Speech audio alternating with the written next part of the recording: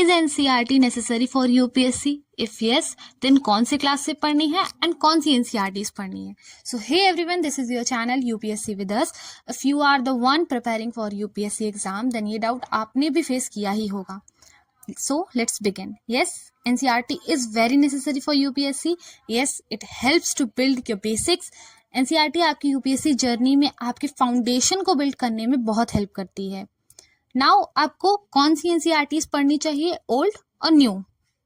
You can choose it accordingly और combine both old and new NCERTs for a comprehensive approach.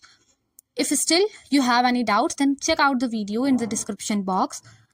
Now, from which class you should read? So for this, if you are the one whose basics are not clear or or you are from science backgrounds, then you can start from class 6th NCERTs. But if you know the basics, then you can prefer from class 9th to 12th NCERTs. If you also want a video on how to study NCERTs, then please comment down NCERTs. If you feel our content is good and we helped you, then please don't forget to like, share and subscribe to our channel.